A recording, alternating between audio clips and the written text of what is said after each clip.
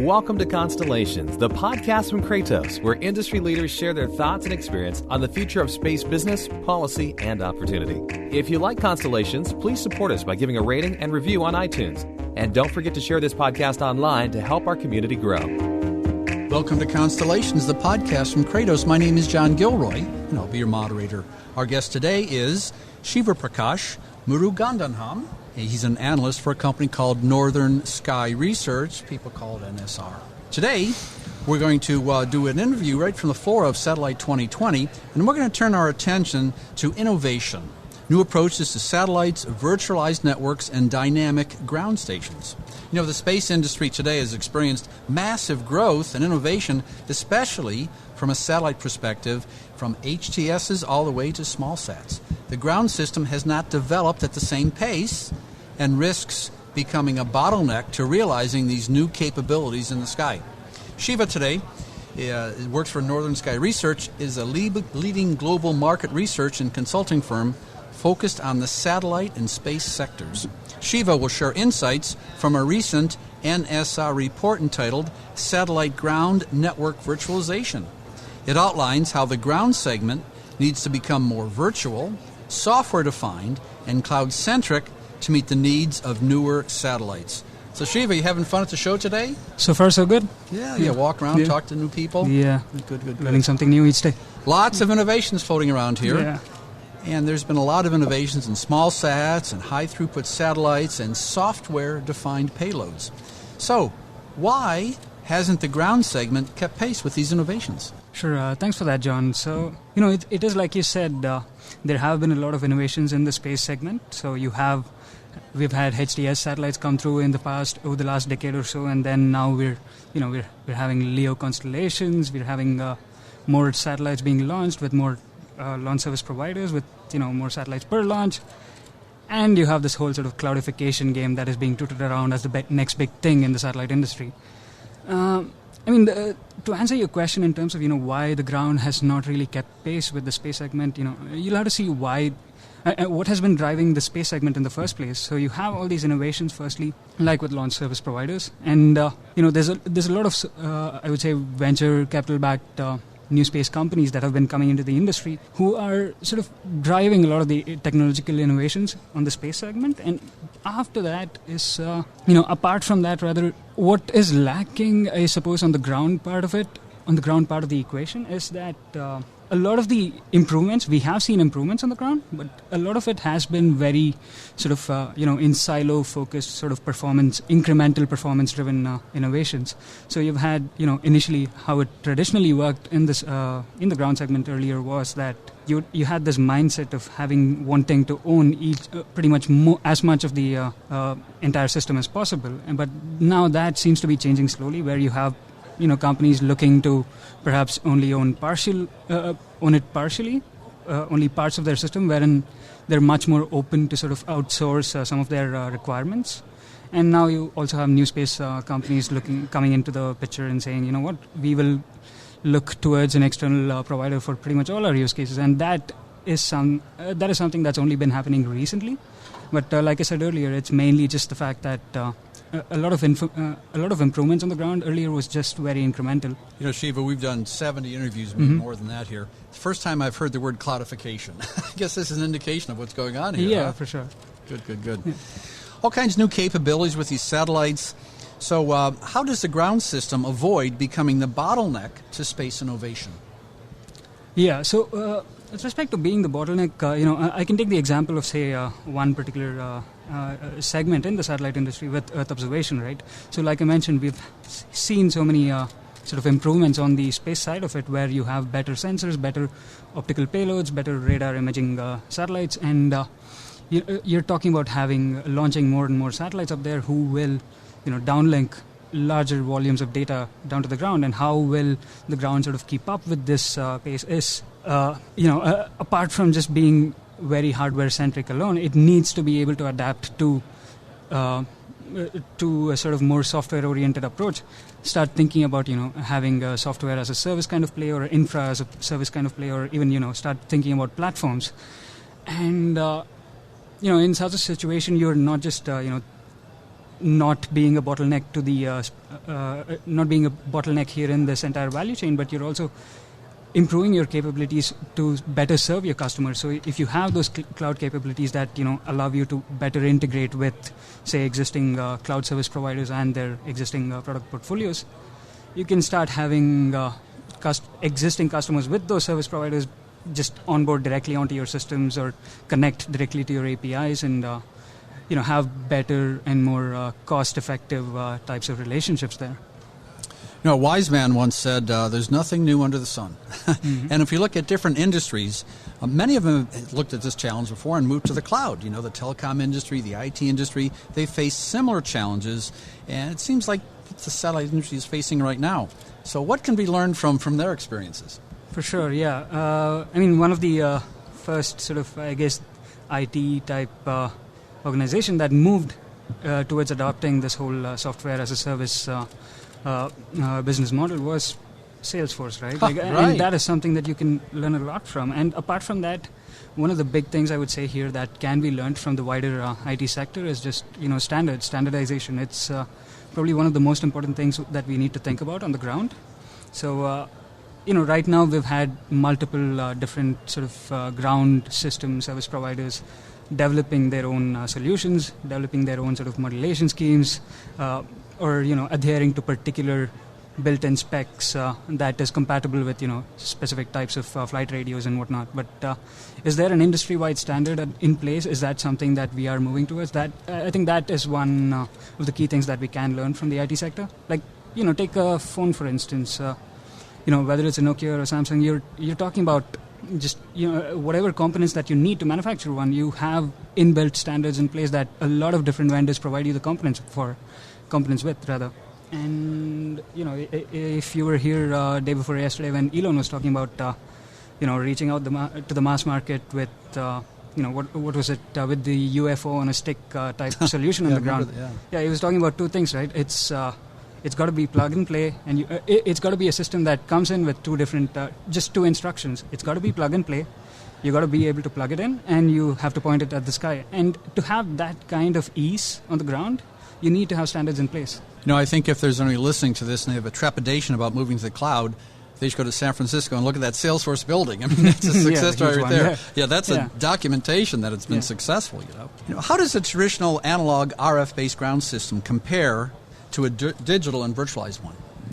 Sure. So, with the traditional model, it's just much more hardware focused, I would say. So you have all these different boxes from the antenna to the sort of teleport hub and, to the modem and all its different subsystems. And, going forward from there, you have the intermediate frequency and then the baseband unit and, all of this sort of layered on top with some kind of protocol, an IP-based protocol or something such. But, when you're talking about virtualizing all of this, you're simply just talking about converting as much as possible of the hardware into a more software-oriented type network. So you're talking about having more software functions in place, wherein you could just perhaps if you have an existing modem system, you could just update it with a particular software patch, and that is ready to go with the most recent kinds of functionalities that you might need within the network itself. Yeah. So what would you say are the key technological developments that will serve as building blocks for ground network virtualization? Yeah, there are a few different things, a few different technological trends, I suppose, that have been sort of driving this movement here. So one is definitely, big data analytics. That's been very key, well, not just in the satellite industry, not just with the ground segment here, but also with a lot of other aspects of the satellite industry, whether it's downstream analytics and such. So you have the ability to use machine learning algorithms to really understand what is happening with your signals and improve, just be more dynamic with your network there. And apart from that, there is also the case that you need to be able to service to the whole integrated enterprise kind of corporations that we're looking towards now. So where we have a lot of the end users of SATCOM in general moving towards the cloud and having these digitalization strategies in place. So having a virtualized ground system that connects to such an enterprise would go a long way in just building or expanding your sort of this market itself. And apart from that, just further digitization across the entire RF chain, whether it's on the space, on the ground, just network functions, virtualization at different levels, just really virtualizing different layers of it, of the ground system itself. Yeah. Shiva, thousands of people from all over the world have listened to this podcast. If you're listening now, all you have to do is go to Google, type in Constellations Podcast, and you can get to our show notes page from there. Here you can get transcripts for all 71 interviews. You can also sign up for free email notifications for other interviews with people like Shiva talk about virtualized systems. So Shiva, small sat companies have been early adopters in moving to more innovative and virtualized ground networks. So what can be learned from their experience? Sure. So, again, I'll take the same example I mentioned earlier with, Earth observation small satellites. Or if you go back a few years and look at how EO was done traditionally, you had like one of these big sort of satellites with, huge sensors that were launched, and it would pass over a particular ground station at a particular time. You would have this sort of pass window, and you would be, once you acquired your images and data to whatever degree, you had a sort of relationship with the ground service provider and just downlink your data during that pass. So now we've seen, these satellites become smaller, the electronics become better, you have more data coming in, you have more data being downlinked, the volume is just huge. And this requires, like I mentioned earlier, that the ground segment does not become a bottleneck here. And what some of these small satellite companies do is they outsource their entire... Initially what they did rather was that they would try to have their own ground stations, but when that did not work, they started outsourcing parts of it, and then eventually now you have new space companies and even non-space companies come into the picture and say, we will provide you the ground infrastructure ourselves, and you can just sort of, plug and play into our APIs, you can use it as a sort of subscription service.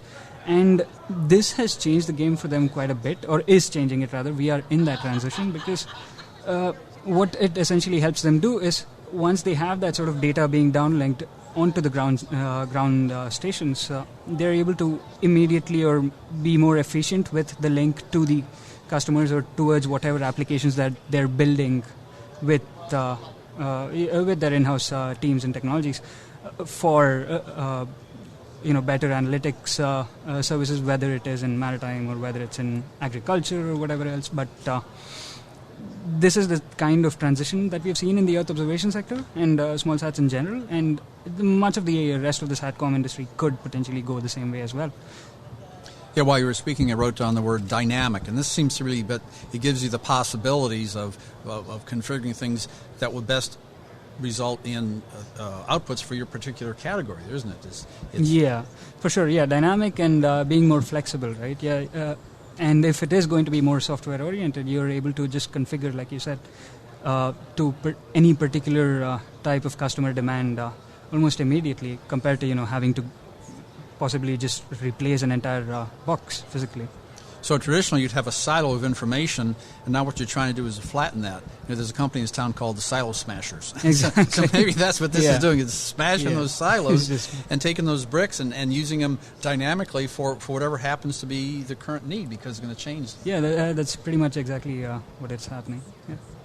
So, Shiva, what do you believe the evolution to a virtualized ground system will look like, and how long do you think that'll take? Yeah, on the timeline, not really sure, but in terms of how the evolution will happen is, what we're...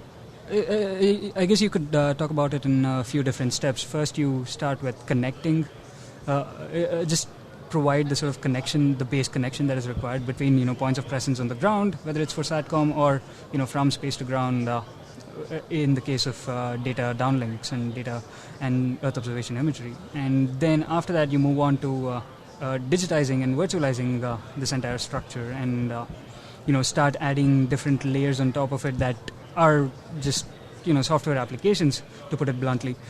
And then you start thinking about extending these solutions. So you start extending it to the customers themselves to see what they have existing in place already with their prior cloud service providers and what applications they're looking to serve their customers, and how you can sort of integrate with those systems. And then eventually, you put all of this together into your bundles and provide it all as a service, and at whatever type of pricing schemes you might think about, or there are different approaches there to the business itself. Yeah.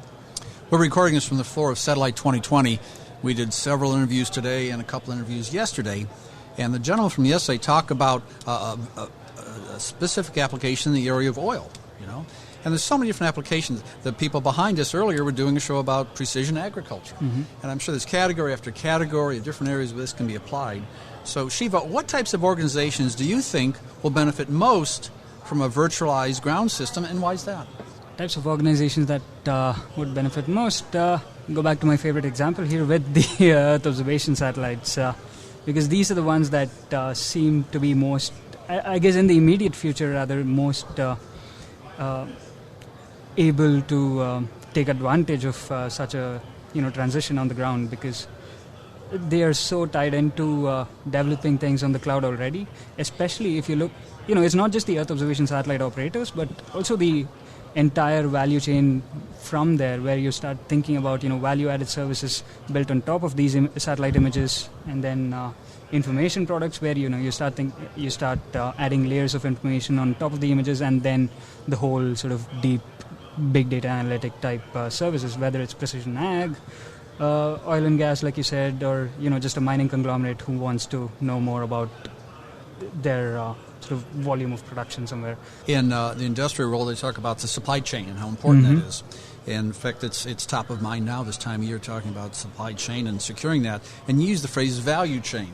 So maybe that's what this flexibility of a virtualized ground station gives you, is that it can increase many different levels of value you can provide for a ground station operator for whatever topic they happen to cover. Right, yeah, for sure. Good.